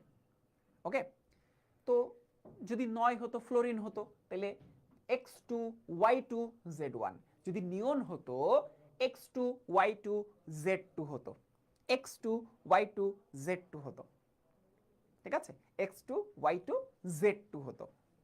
আশা করছি তোমরা বুঝতে পেরেছো। যদি নাইট্রোজেন হতো 1 1 1 px py pz 1 1 1। Clear? Fine. এইবার আসো আমার কত কত নাম্বার ইলেকট্রন লাগবে? 8 নাম্বার ইলেকট্রন যেখানে আছে সেটা আইডেন্টিফাই করা লাগবে, 7 নাম্বার ইলেকট্রন যেখানে আছে সেটা আইডেন্টিফাই করা লাগবে। এদের জন্য 4টা কোয়ান্টাম সংখ্যার ভ্যালু লাগবে আমার। তাইলে 7 নাম্বার ইলেকট্রন আছে 2pz এর মধ্যে, আর 8 নাম্বার ইলেকট্রন আছে 2px এর মধ্যে। এদের কি কি লাগবে আমার? এদের লাগবে হচ্ছে n এর মান, l এর মান, m এর মান আর s এর মান, তাই না? তো এইবার আসো, সামনের ভ্যালুটা হচ্ছে n এর মান 2, n এর মান 2, p মানে হচ্ছে l এর মান কত? 1, p মানে l এর মান 1, m এর মানে এসে একটু খেলা আছে। m এর মানটা কেমনে বের করে দেখো? px py pz, তাই না? তো m এর মানটা বের করার সিস্টেম হচ্ছে এরকম। p এর জন্য l এর মান কত? 1, তাহলে m এর মান -l থেকে +l পর্যন্ত, তাহলে -1 0 +1 অলওয়েজ, অলওয়েজ এটা মাথায় রাখবা, অলওয়েজ। তাহলে pz এর জন্য +1, px এর জন্য -1 -1। এইবার আসো ইলেকট্রনগুলো m এবং s ড্র করে করে করবা। এখানে আমরা কি করব? বক্স করব, একটা px এর জন্য, একটা py, একটা pz এর জন্য। px py pz একটা একটা করে ইলেকট্রন যখন প্রবেশ করে তাদের স্পিন একইমুখী হয়। স্পিন দেখাইতে হয় এইভাবে, একটা স্পিন একমুখী। py মানে এটা 5 নাম্বার, 6 নাম্বার, 7 নাম্বার, 8 নাম্বার যখন আসবে তখন স্পিনটা হবে বিপরীতমুখী। বেজোড় অবস্থায় যখন থাকবে সবার স্পিন একইমুখী। জোড়া ফিল আপ হইলে একটা দিকে তার একটা দিকে, মানে একটা দিকে তো একটা দিকে। ঠিক আছে, 6 9 যেভাবে অ্যাকচুয়ালি। তো এইটা হচ্ছে আমার pz এর, তাই না? pz এর জন্য তার মানে কি +হাফ। নিচের দিকে px মানে হচ্ছে 8 নাম্বার, এই যে এটা, তার মানে -হাফ। তার মানে পলির বর্জন নীতি কিন্তু প্রমাণিত। দেখো n এর মান সেম, l এর মান সেম, কিন্তু m আর s এর মান কিন্তু সেম হয় নাই। তার মানে 4টা কোয়ান্টাম সংখ্যার মান কখনোই একই রূপ হইতে পারবে না, মিনিমাম একটা হইলেও ডিফারেন্ট হবে। তার মানে অক্সিজেনের 7 নাম্বার এবং 8 নাম্বার ইলেকট্রনের জন্য পলির বর্জন নীতি প্রমাণিত হয়ে গেল। অক্সিজেনের 7 নাম্বার এবং 8 নাম্বার ইলেকট্রনের জন্য পলির বর্জন নীতি প্রমাণিত হয়ে গেল। ক্লিয়ার? আশা করছি এই টাইপের প্রশ্ন তোমরা উত্তর করতে পারবা। আরো প্রশ্ন তোমাদেরকে দেখাবো, চলো আরো প্রশ্ন তোমাদেরকে দেখাবো, তাইলে দেখবা তোমরা এগুলো ক্লিয়ার হয়ে যাচ্ছে।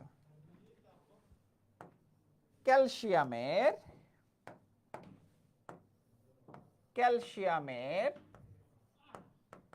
10তম ও 20তম ইলেকট্রনের জন্য পলির বর্জন নীতি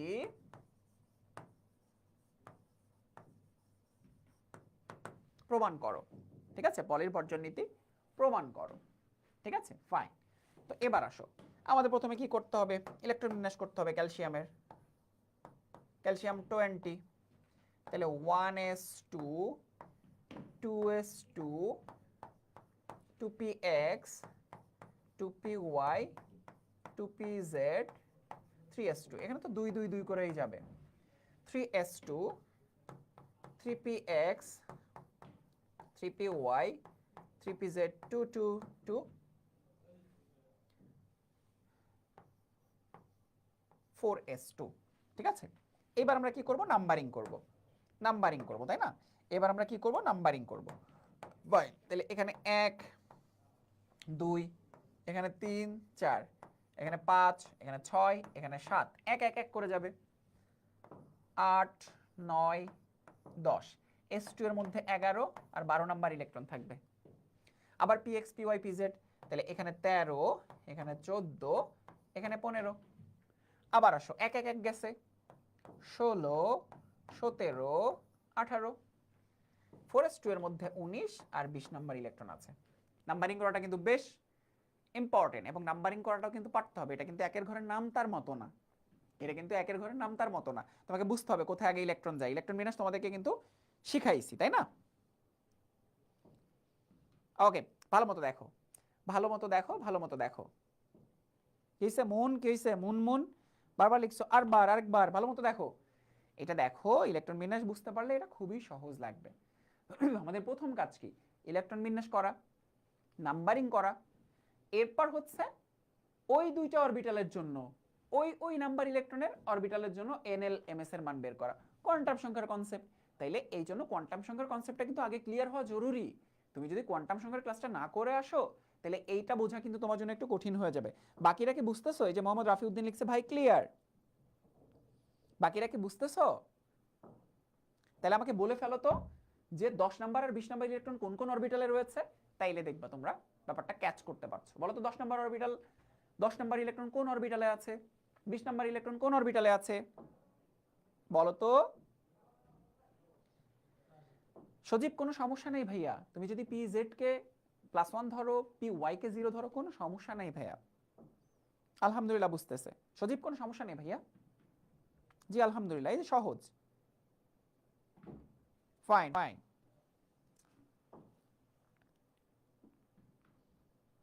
আশা করছি বুঝতে পারছো।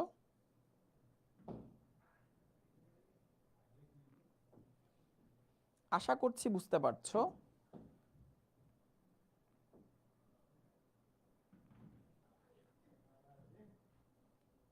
আশা করছি বুঝতে পারছো। বাকিরা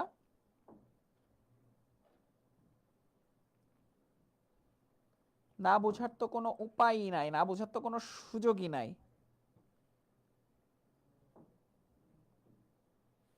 হ্যাঁ, এই যে 10 n = 2, এই যে সবাই তো অ্যান্সার বলে দিচ্ছ, মানে অ্যান্সার পর্যন্ত বলে দিচ্ছ তোমরা।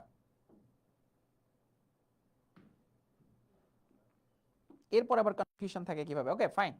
তো এবার দেখো, এবার আমরা দুইটা অরবিটালটা আইডেন্টিফাই করে ফেলতে পারছি। দেখি, এই যে 10 নাম্বার ইলেকট্রন আছে 2pz এর মধ্যে, nlms বের করে ফেলো তোমরা যারা করেছো। 4s2 এর মধ্যে আছে 20 নাম্বার ইলেকট্রন। তাহলে দেখো, 10 নাম্বার ইলেকট্রন আছে হচ্ছে 2pz এর মধ্যে, আর 4s এর মধ্যে আছে হচ্ছে 20 নাম্বার ইলেকট্রন, রাইট? তাহলে আমার কি করতে হবে? এদের জন্য n l m আর s এর ভ্যালু লাগবে, তাই না? তো এবার দেখো, n এর মান 2pz এর জন্য n এর মান 2, 4s এর জন্য n এর মান 4, পি এর জন্য এল এর মান 1, এস এর জন্য এল এর মান 0। এবার আসো পিজেড, পিজেড এর জন্য এম এর মান কত, +1, এস এর জন্য এম এর মান হচ্ছে 0। এইবার আসো এই যে 2pz, তাহলে px py pz এর জন্য আমরা বক্স করব, px py pz, তাহলে px py pz এর জন্য দেখো একটু, px 5 নাম্বারের জন্য 6 নাম্বারের জন্য, 7 নাম্বারের জন্য, 8 নাম্বারের জন্য, 9 নাম্বারের জন্য, 10 নাম্বারের জন্য নিম্নমুখী, ঘড়ির কাঁটার বিপরীত দিকে -1/2। 4s2, তাইলে 4s2 এর জন্য 19 নাম্বার, 20 নাম্বার নিম্নমুখী -1/2, হইতেই পারে -1/2। দেখো সবগুলা কোনোটাই মিলে নাই, শুধু স্পিন কোয়ান্টাম সংখ্যা মিলছে, বাকি কোনোটাই মিলে নাই। অর্থাৎ পলির বর্জনীতি কিন্তু প্রমাণিত হয়ে গেল, পলির বর্জনীতি কিন্তু প্রমাণিত হয়ে গেল। ঠিক আছে, এবং এই কনসেপ্ট থেকে কিন্তু গত ক্লাসে যখন সিকিউ সলভ করতে চাই, কোয়ান্টাম সংখ্যার এমসিকিউ, কোয়ান্টাম সংখ্যার সিকিউ, সেগুলো কিন্তু সলভ করাটা অনেক ইজি হয়ে যাবে। যে পটাশিয়ামের 19তম ইলেকট্রনের জন্য 4টি কোয়ান্টাম সংখ্যার মান নিচের কোনটি, এরকম এমসিকিউ দেখেছো না? এগুলো কলেজে আসবে, দেখবা বোর্ড এক্সামে আসবে। পিএক্স পিওয়াই বুঝতেছি না ভাইয়া, জান্নাতুল ফেরদৌস, এই যে পিএক্স পিওয়াই পিজেড, পি মানে এল এর মান কত, পি মানে এল এর মান হচ্ছে 1, এল এর মান যত, এম এর মান হচ্ছে -l থেকে +l পর্যন্ত, তাহলে -1 থেকে +1 পর্যন্ত, তাহলে পিএক্স পিওয়াই পিজেড -1 0 +1, এটা মাথায় রাখতে পারো, মুখস্থও রাখতে পারো, সমস্যা নাই। এই যে রাফিউদ্দিন খুব সুন্দর মতো অ্যান্সার করেছো। জান্নাতুল ফেরদৌস বুঝতে পেরেছো ভাইয়া? আশা করছি এখন বুঝে যাওয়ার কথা।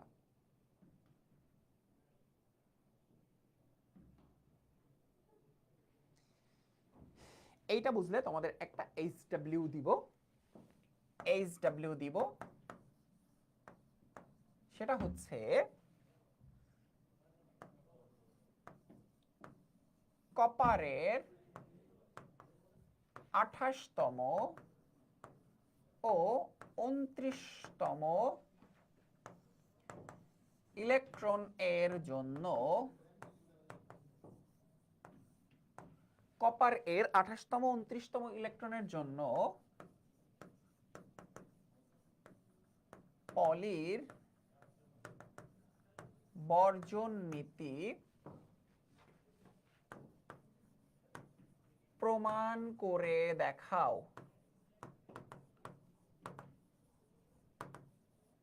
এটা খুবই ইম্পর্টেন্ট একটা প্রশ্ন, এটাও তোমাদের বাসায় HW থাকবে। সঞ্জনা আক্তার, এটা হচ্ছে যে -1/2 এর জন্য, এই যে নিচের দিকে তাই -1/2, নিচের দিকে তাই -1/2, উপরের দিকে +1/2, নিচের দিকে -1/2। ধরো এই যে এই সাইনের জন্য আমরা +1/2 নিব, এই সাইনের জন্য আমরা -1/2 নিব, দ্যাটস ইট। ঠিক আছে, এরপর আসো পলির বর্জন নীতি গেছে, এইবার আসবে হচ্ছে আউফবাউ নীতি। এটা অলরেডি আমরা বিবিসি 001 ক্লাসে পড়ে ফেলেছি, সেখানে তোমাদেরকে এখন নিয়ে যাব আমি। বিবিসি 01 ক্লাসে আমরা পড়েছি, বিবিসি 01 ক্লাসে পড়েছি, সেখানে আমরা যাব এখন, সেখান থেকে স্লাইডটা নিয়ে যাব অ্যাকচুয়ালি।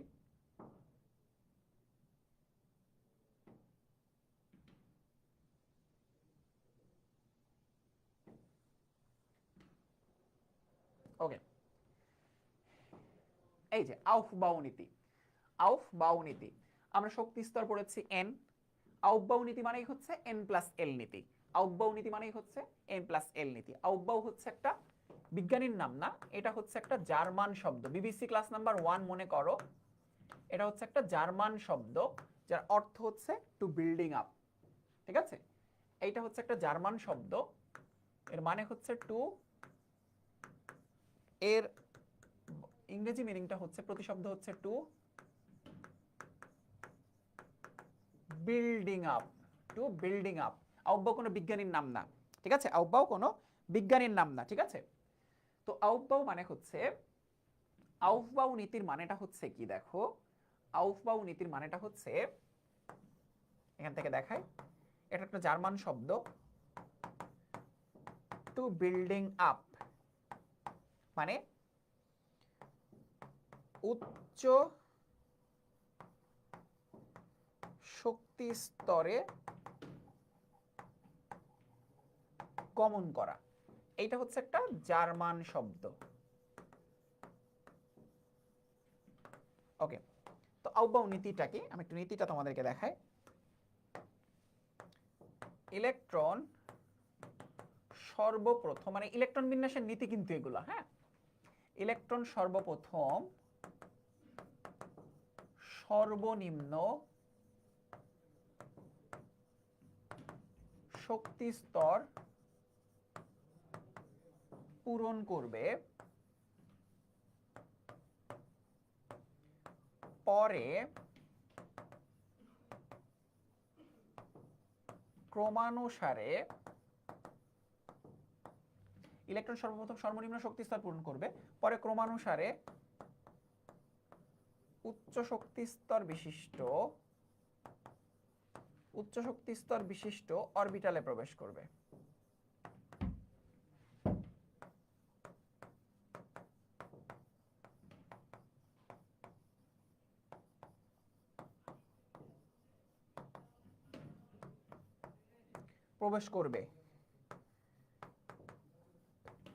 এই নীতিকে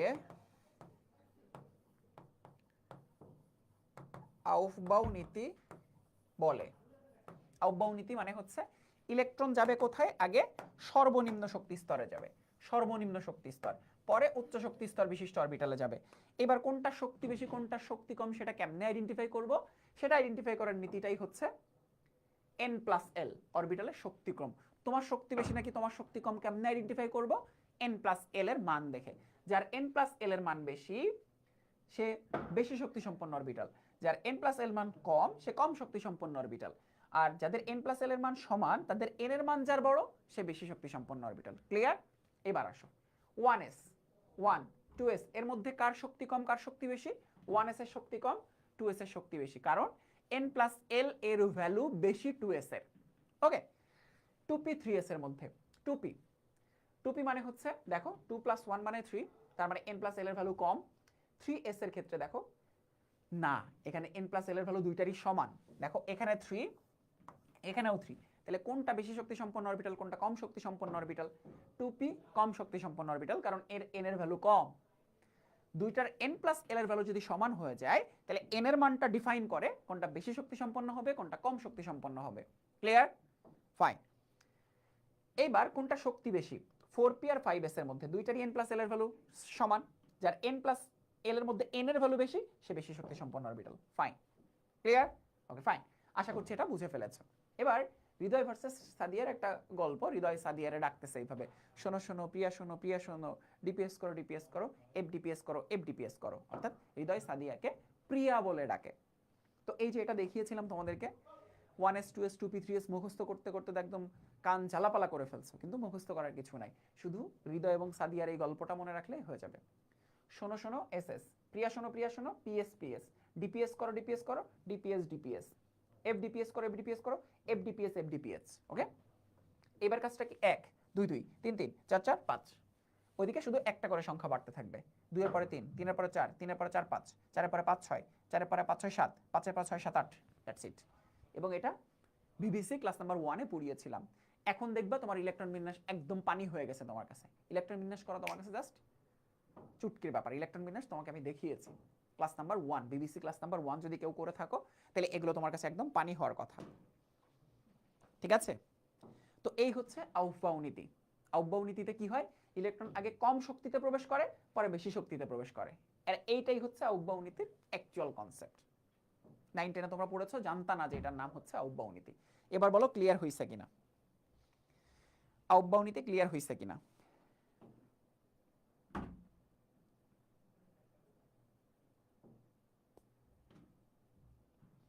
আউফবাউ নীতি ক্লিয়ার হইছে কিনা?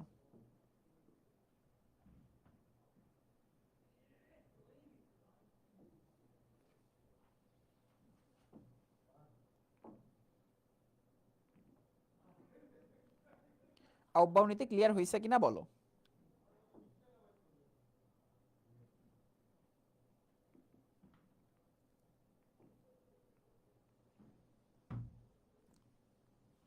ফাইন, আলহামদুলিল্লাহ ক্লিয়ার। এবার আরেকটা নীতি পড়াবো, জাস্ট আরেকটু সময়, বেশি সময় লাগবে না। সেটা হচ্ছে হুন্ডের নীতি। বিজ্ঞানী হুন্ড মানে হুন্ডার নীতি পড়াবো এখন তোমাদেরকে। হুন্ডের নীতি।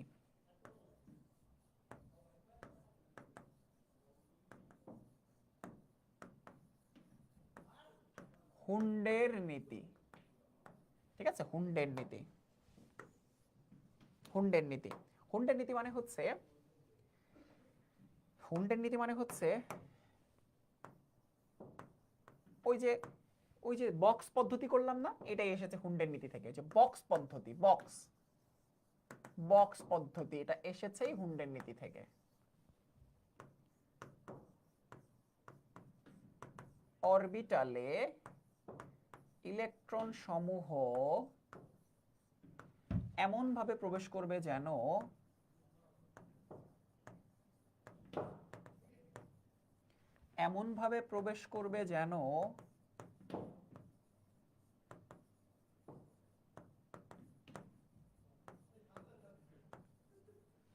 অরবিটাল সমূহ ইলেকট্রন সমূহ এমনভাবে প্রবেশ করবে যেন তারা সর্বাধিক সংখ্যক, এগুলো আমি স্লাইডে কেন লিখে নিয়ে এসে আসিনি, কারণ প্রত্যেকটা শব্দ আলাদা আলাদাভাবে বোঝাতে হচ্ছে। হ্যাঁ, তারা সর্বাধিক সংখ্যক বেজোড় বা অযুগ্ম অবস্থায় অবস্থান করে। বেজোড় বা অযুগ্ম অবস্থায় অবস্থান করে এবং তাদের স্পিন, স্পিন মানে বুঝতেই পারছো কোয়ান্টাম সংখ্যা, স্পিন একইমুখী হয়। আমরা বক্স পদ্ধতির ইলেকট্রন বিন্যাস দেখেছি, সেটার অ্যাপ্লাইও দেখেছি। তো দেখো, ইলেকট্রন কোথায় থাকে? অরবিটালে থাকবে। ইলেকট্রন কোথায় থাকবে? ইলেকট্রন থাকবে হচ্ছে অরবিটালে, তাই না? ইলেকট্রন থাকবে কোথায়? ইলেকট্রন থাকবে হচ্ছে অরবিটালে। সর্বাধিক মানে ম্যাক্সিমাম কিভাবে থাকবে? বেজোড় বা অযুগ্ম থাকবে, বেজোড় বা অযুগ্ম থাকবে, এবং স্পিন হবে কি? একইমুখী, তাই না? তো এক্সাম্পল দেখো, এক্সাম্পল দিলে খুব ভালো মতো বুঝতে পারবা। তা আমরা যদি নাইট্রোজেনের ইলেকট্রন বিন্যাসটা করি, তাহলে দেখো 1s2 2s2 2px 2py 2pz, কয়টা ইলেকট্রন বাকি আছে বলো তো? 7টার মধ্যে 4টা গেছে আর 3টা, তাহলে এখানে 2টা দেই, এখানে একটা দেই, হবে না? হবে না। হুন্ডের নীতিতে বলা আছে, আরে বেটা আগে এক এক এক করে দে। দিলাম সর্বাধিক সংখ্যক বেজোড় বা অযুগ্ম দিলাম, তাদের স্পিন যে একইমুখী হবে সেটা আমরা কিভাবে বুঝতে পারবো? দেখো 1s 2s 2p, দেখো 1s এর জন্য এটা সমস্যা নাই, 2s এর জন্য সমস্যা নাই, 2px 2py 2pz, দেখো 2s এর জন্য সমস্যা নাই। এই যে এই তিনজন বেজোড় অবস্থায় অবস্থান করবে এবং তাদের স্পিন একইমুখী হবে, তাহলে এই তিনটার স্পিন কি? একমুখী হবে। এই যে এইটাই বুঝাচ্ছি, তিনটার স্পিন কিন্তু নিচের দিকে হইতে পারতো, কিন্তু একটা দিকে, একটা বিপরীত দিকে, একটা দিকে, এইটা হবে না। এইটাই হচ্ছে বিজ্ঞানী হুন্ডের নীতি। এত সহজ কথা, এটার আবার নীতি হওয়ার কোনো দরকার ছিল? বলছে নীতি হয়ে গেছে, শেষ। আচ্ছা, এবার যদি ঘটনাটা এটা হতো, অক্সিজেন যদি হতো 1s2 2s2 2px 2py 2pz, তাহলে আগে এক এক এক করে দে, যদি বাকি থাকে আবার প্রথম থেকে শুরু কর, তাহলে 2 1 1, তাহলে এখানে কি চেঞ্জ আসতো? দেখো এখানে কি চেঞ্জ আসতো? এখানে চেঞ্জ আসতো, দেখো দেখো 1s এর জন্য 2টা ইলেকট্রন, 2s এর জন্য 2s এর জন্য 2টা ইলেকট্রন, 2টা ইলেকট্রন, 2px 2py 2pz। এবার দেখো সর্বাধিক সংখ্যক বেজোড় অবস্থায় অবস্থান করবে, তাদের আগে একটা একটা একটা একমুখী, যেই ডাবল হয়ে গেছে সেই বিপরীতমুখী। এটাই তো বুঝাইলাম পলির বর্জন নীতিতে এসে। এবার ধরো ক্যালসিয়ামে যাব আমরা, বড় মৌলে যাব আমরা। Calcium 20 1s2 2s2 2px2 2py2 2pz2 3s2 3px2, 3py2, 3pz2, 4s2, ঠিক আছে, 4s2। এবার এইটার বক্স পদ্ধতিতে আমরা ইলেকট্রন বিন্যাস করব, ঠিক আছে। এইটার বক্স পদ্ধতিতে তিনটার নিচের দিকে দিতে হলে হবে রাফি? অবশ্যই হবে ভাইয়া, একমুখী হবে, এমন বলা নাই যে উপরের দিকেই দিতে হবে, সমস্যা নেই। ভালো একটা প্রশ্ন করছো Rafi. 1s, 2s, 2p, 3s, 3p, 4s। দেখো এটা ভালো মতো বুঝলেই দেখবা তোমার এই কনসেপ্টটা ক্লিয়ার হয়ে যাচ্ছে। 1s, 2s, 2px, 2py, 2pz, 3s, 3px, 3py, 3pz, আর এটা হচ্ছে 4s। তো দেখো ইলেকট্রন 1s এ দুইটা, 2s এ দুইটা, 2px এ এক এক এক, জোড়া জোড়া জোড়া, 3s এ জোড়া, 3px এ এক এক এক, সর্বাধিক সংখ্যক বেজোড়, জোড়া জোড়া জোড়া, 4s এ জোড়া। That's it. এই হচ্ছে বক্স পদ্ধতির ইলেকট্রন বিন্যাস, যেটা বিজ্ঞানী হুন্ডের নীতি থেকে এসেছে। মাঝে মধ্যে এখান থেকে প্রশ্ন হয়, এবং হুন্ডের নীতি এস অরবিটালে প্রযোজ্য নয়, প্রশ্ন আসে এটা।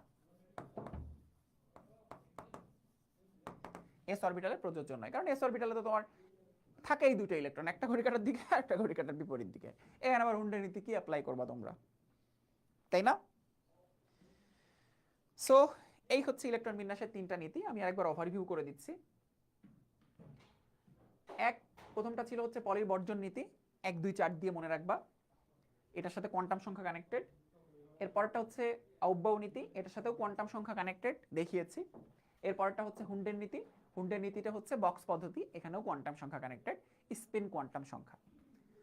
তো 1.5 ঘন্টার একটা ক্লাসে অনেক অনেক ছোট ছোট বেসিক পড়াইলাম, যেগুলো বাকি ছিল এগুলো আলাদা একটা ক্লাসে কেন করেছি, কারণ এগুলো ছোট ছোট জিনিসপত্র একসাথে পড়াইলে তোমাদের তোমাদের জিনিসপত্রকে কি হবে, তোমরা কানেক্ট করতে পারবা। যেমন আজকে দেখাইলাম অরবিটাল উপশক্তি স্তর যে আলাদা, এইটা তোমার না জানলেও খুব বেশি সমস্যা নেই, এটা একটা বেসিক, ঠিক আছে। অরবিটাল উপশক্তি স্তর একই জেনে তুমি পড়লে কোনো সমস্যা নাই, ঠিক আছে। তারপর নোড, নোডাল তল, নোডাল প্লেন, অনেক কিছু দেখাইলাম, অরবিটাল চিত্র দেখাইলাম, অরবিটাল দেখাইলাম, অরবিটাল পার্থক্য দেখাইলাম। সো এই তো, সো আমরা একদম শেষের দিকে চলে এসেছি, আমরা একদম শেষের দিকে চলে এসেছি। সবগুলো টপিক বুঝতে পেরেছো? সবগুলো টপিক কি সবাই ক্লিয়ার? বাসায় প্র্যাকটিস করতে হবে, এগুলো প্র্যাকটিস করতে হবে। না, এটা সেগমেন্ট 1 এরই এক্সট্রা ক্লাস, এটা সেগমেন্ট 1 এরই এক্সট্রা ক্লাস। সেগমেন্ট 2 শুরু করবে তোমাদের সৈকত আব্দুল্লাহ ভাইয়া। আমি তো 8টা ক্লাস নিলাম, তাই না? বিবিসি ক্লাস বাদ দিয়ে 8টা ক্লাস নিলাম। এটাতে মাত্র সেগমেন্ট 1 শেষ হয়েছে, বেসিক পার্ট শেষ হয়েছে তোমাদের এই গুণগত রসায়ন চ্যাপ্টারের। আর না ভাইয়া? জি ভাইয়া, অনেক সুন্দর বুঝিয়েছেন, ফাইন। সেগমেন্ট 1 এর ক্লাস, ঠিক আছে। সো যেগুলো এইচডব্লিউ দিয়েছি সেই এইচডব্লিউ গুলো করবা, প্রথম থেকে এইচডব্লিউ গুলো একটু প্র্যাকটিস করি আমরা। এইচডব্লিউ দিয়েছি কোথায়? অরবিটালে নাই, উপশক্তি স্তরে নাই, অরবিটাল চিত্রগুলো বাসায় প্র্যাকটিস করবা, বিশেষ করে ডিটা প্র্যাকটিস করবা। হ্যাঁ, ডিটা প্র্যাকটিস করবা। নোড, আচ্ছা নোডে একটা এইচডব্লিউ দিয়েছি, ওই যে নোড বের করবা ওই 4টা অরবিটালের জন্য। এরপর হচ্ছে ইলেকট্রন বিন্যাসের নীতি একটা দিয়েছি এখানে, কপারের 29তম ইলেকট্রনের জন্য পলিবর্জন নীতি প্রমাণ করে দেখাও, এটা বাসায় করবা। আউফবাউ নীতি থেকে এইচডব্লিউ দেই নাই, এটা প্র্যাকটিস করবা, মুখস্থ করবা বাসায়। ইলেকট্রন বিন্যাসের নীতি থেকে এইচডব্লিউ দেই নাই, সো দ্যাটস ইট। এইচডব্লিউ গুলো বাসায় করো, ভালো মতো পড়ো। আর এরপর একদিন জুম সেশনে আসবো তোমাদের প্রবলেম নিয়ে ডিসকাস করতে। এই 8টা ক্লাসে তোমাদের কি কি ধরনের প্রবলেম আছে সেই প্রবলেমগুলো তোমরা রেডি করে রেখো, ঠিক আছে। আর আমাদের আলাদা ডিসকাশন গ্রুপ তো রয়েছে। আর পুরোদমে যেহেতু আমাদের সেগমেন্ট 2 শুরু হবে, বাকি বন্ধুদেরকে জানিও, তোমরা যারা এক্সামে ভালো করেছো তোমাদেরকে গিফট পাঠানো হবে আগামীকাল, ঠিক আছে, প্রাইজ মানি পাঠানো হবে। ভালো মতো পড়াশোনা শুরু করো ইনশাল্লাহ। কেমিস্ট্রি নিয়ে তোমাদেরকে চিন্তা করতে হবে না, যত রকম কেমিস্ট্রি সাপোর্ট প্রয়োজন আমরা এই প্রোগ্রামে তোমাদেরকে দিব, চাইলে বন্ধুদেরকে জানাতে পারো এই প্রোগ্রামে অ্যাডমিট হওয়ার জন্য, ঠিক আছে। Everyone stay nice and attractive. Thank you so much. সবার সাথে আবারও দেখা হচ্ছে, ভালো থেকো, সুস্থ থেকো, আল্লাহ হাফেজ, আসসালামু আলাইকুম।